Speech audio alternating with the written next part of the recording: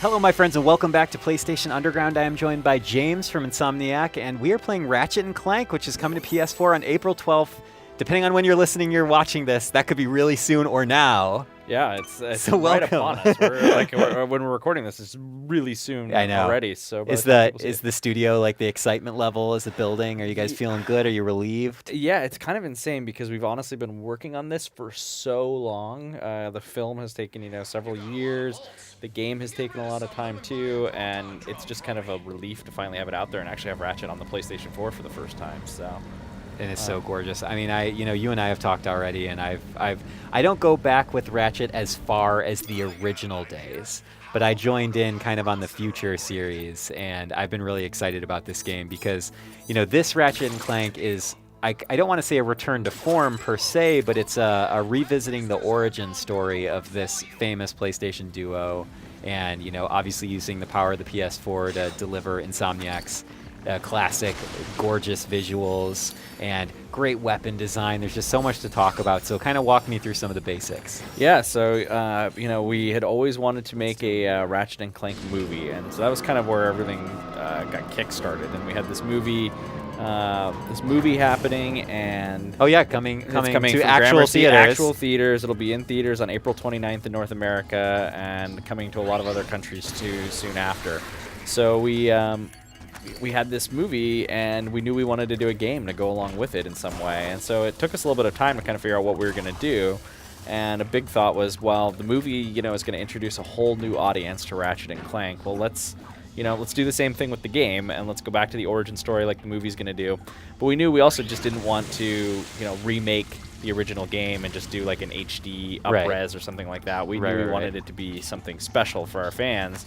So we spent a lot of time kind of basically rebuilding the original game from scratch in a lot of ways, but it's really completely new. If you think back to that 2002... Wait, hold on. I want to guess how many times it'll take you to hit this fish. I feel like you're trying to concentrate on talking to me at the same time, and you're like, get this frickin' fish. I don't know, actually. You know what? Here's what I'm going to do. No, I'm not going to cheat. I'm just going to make him a very easy target. I'm sorry, I totally interrupted there. you. Okay, go back. We kind of knew, and I can even thrust her down here too. Ooh, classic. Underwater Ratchet. Yeah, as always.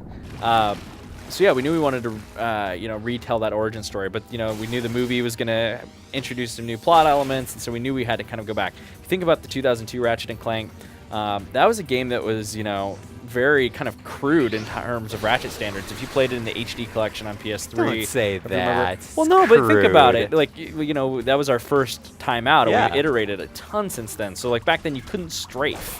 The weapons didn't level up. Everything was a gadget, actually, technically. I don't think they were even called weapons. Everything were gadgets.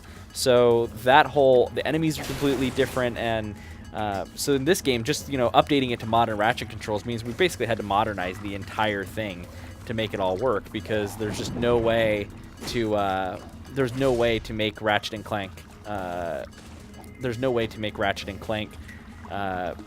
feel like there's no way to make that game. Let's just remake that game and make it feel like modern Ratchet and Clank. Essentially, you really needed to start from scratch. Right, those enemies, need to behave. If Ratchet can strafe and like shoot normally, the enemies are all have to be completely different, and all the setups have to be reworked. Like, all of that has to be redone. And so then the movie features weapons from across the series, so we knew the weapon arsenal was gonna, do that, but basically be completely different from the weapon arsenal in the first game.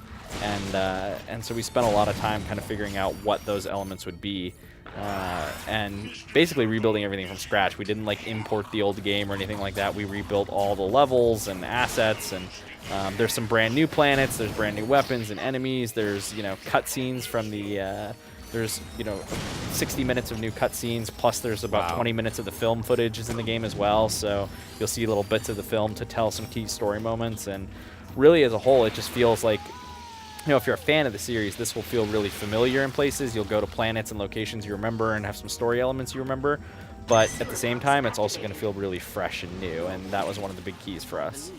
And I feel like the classic question with you guys, which I'm sure you've answered maybe 5 billion times, is about weapons. It's about like, oh, what are the cool Insomniac style weapons in this game? I see some familiar ones, but there's also I think you guys are going to be adding a couple new items here and there For as well, sure. right? So if let's see, I did buy it, didn't I? Oh, maybe I didn't buy it. Maybe I just bought Mr. Zircon. So we have one that if we get enough bolts, maybe I can buy it before we get done here, and that's called the Pixelator, and that's a brand new weapon for this game.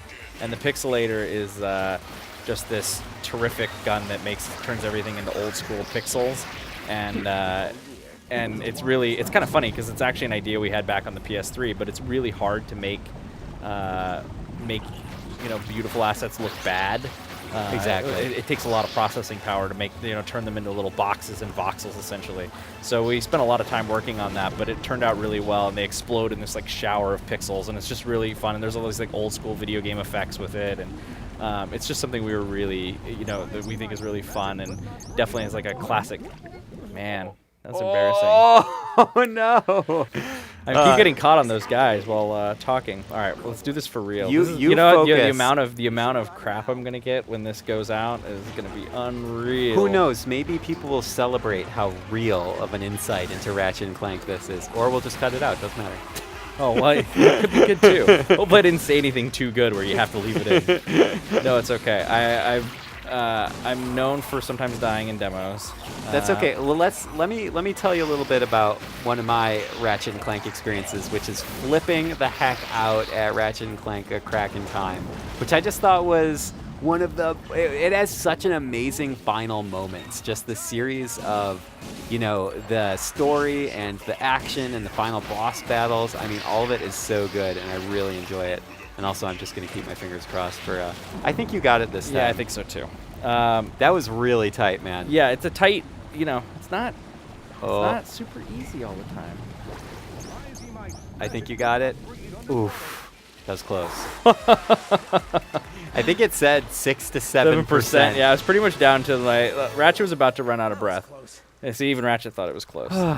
Goodness gracious. Crack in Time is probably, one of my all-time favorite Ratchet games up there with Up Your Arsenal and Going Commando, and I think you probably hear that from a lot of fans. And what's so fun about it is, we've definitely put a lot of heart into the story over the years, and I think you saw that in the PlayStation 3 games. We really started striving to kind of feel like a Pixar movie, and so that was something that was really, really important to us, and that was a game where I feel like we maybe really hit it on the PlayStation 3. Oh, absolutely. And so it's been fun coming back. We have a CG animated movie now, and we're coming back to this game and kind of working on it.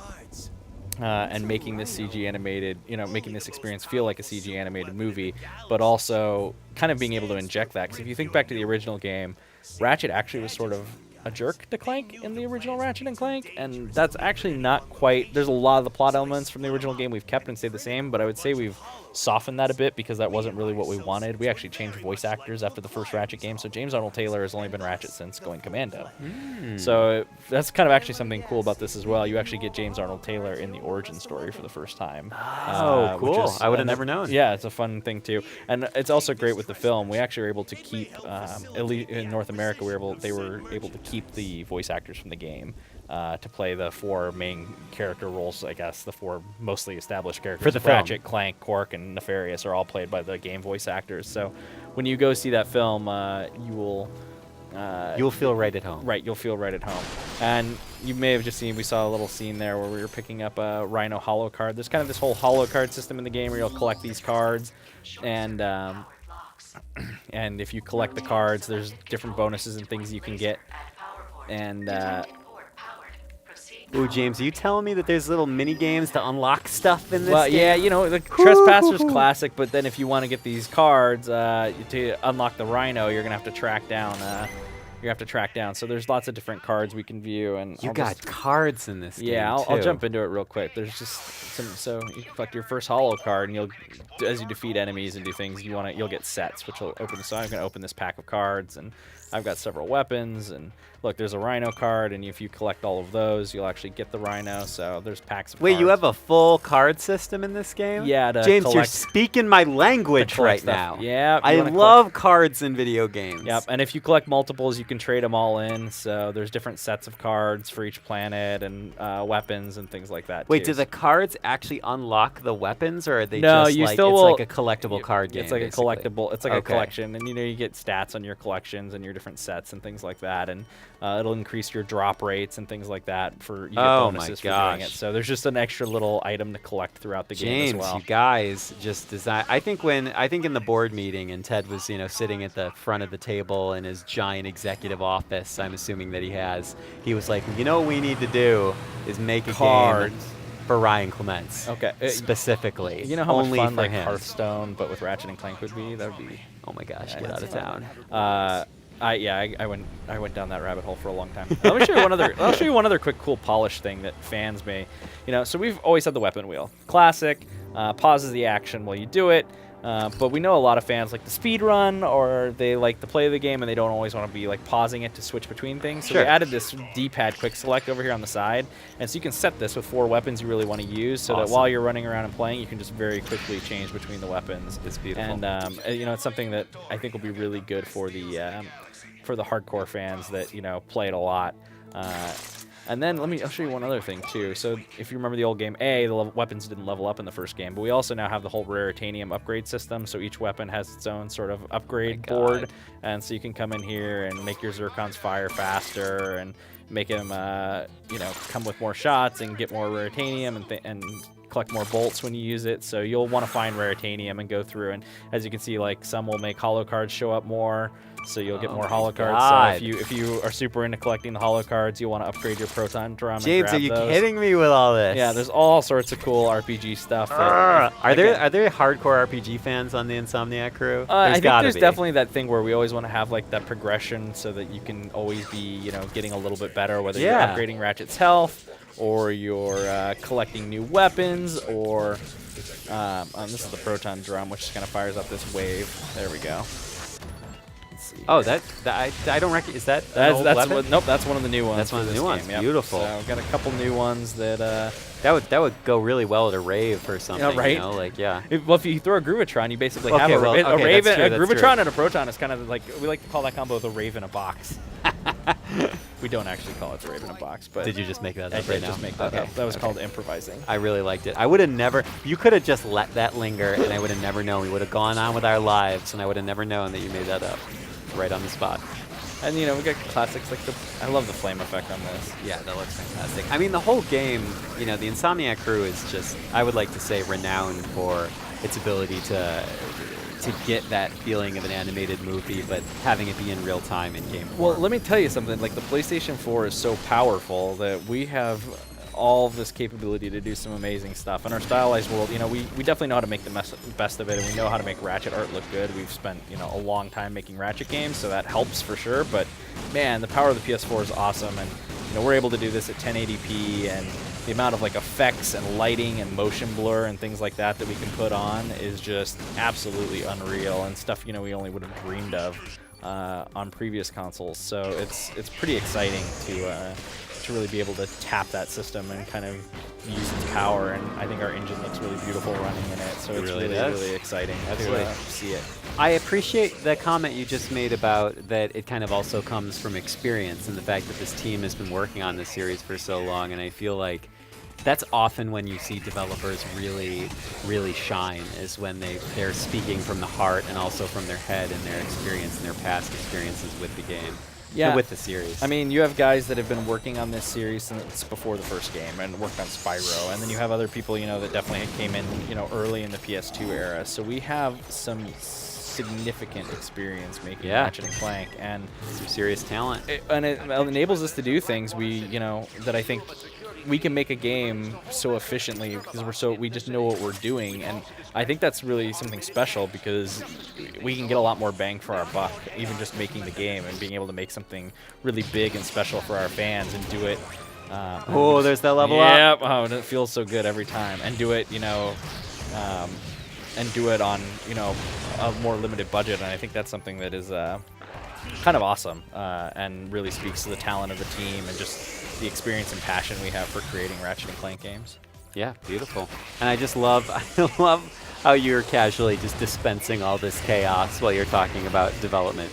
Yeah, you know, you get your Mr. Zircon out, and oh, look, I just picked up another card. And now it's like, hey, change your weapon, dummy. Oh, now we got a tank. Oh, boy.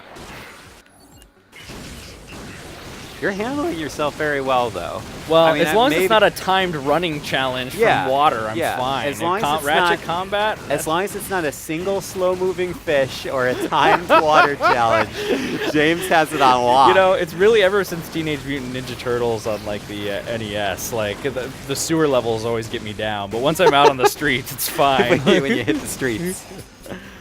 Oh, man. Yeah, this is looking really good. I mean, and I just want to play this now. We don't have long to wait either. I shouldn't even complain. It's not like I have to wait like months and months. April 12th it's really, really exciting for us. Like I said, it's been weird. You know, you think about Ratchet and Clank. A Crack in Time came out 6.5 years ago. So that's how long it's been since we've had kind of a full story-based disc Ratchet and Clank. We had, had All for One, which is 4-player, and we had the side games, Full Frontal Assault and Into the Nexus. And if you haven't played Into the Nexus, you should. I think it came out right after the PS4 did, so it kind of may have got a little lost for some fans in the excitement of PlayStation 4 launching. But we have, even that was still, 2.5 years ago almost, or a year. So it's been that's so wild. It's been a while since there's been a Ratchet and Clank adventure, so it's going to be really fun just to get out there and have this game out there for all our fans and PlayStation fans to play. And it feels like there's a lot of people that haven't played a Ratchet game in a while that are kind of looking forward to getting back on it. So that's something that's got us really excited too. And then you've got a movie too. So I know. It's a great month for Ratchet. April is Lombax Awareness Month.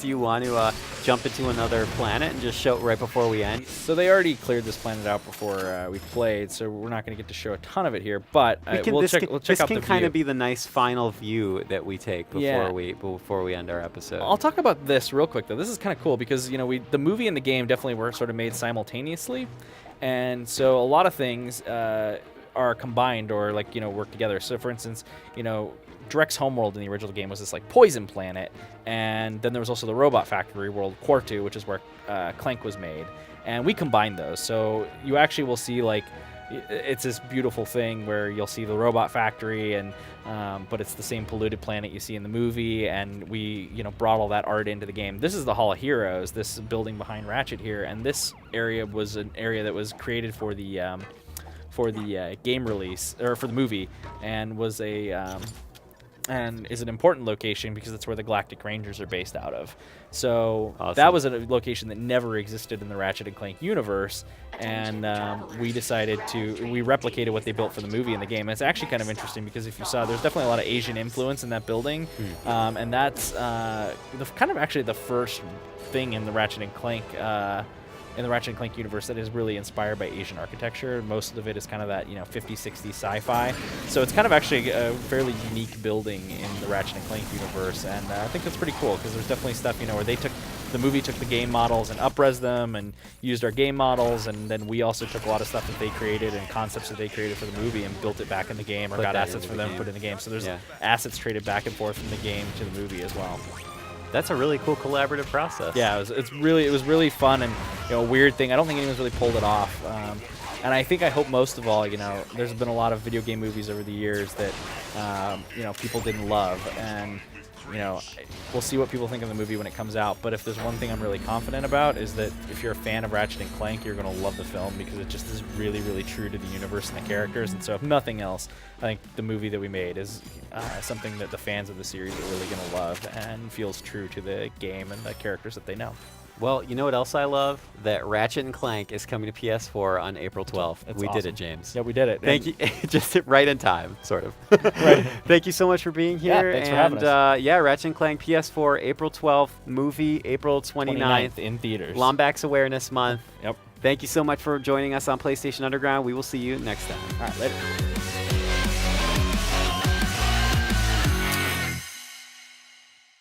PlayStation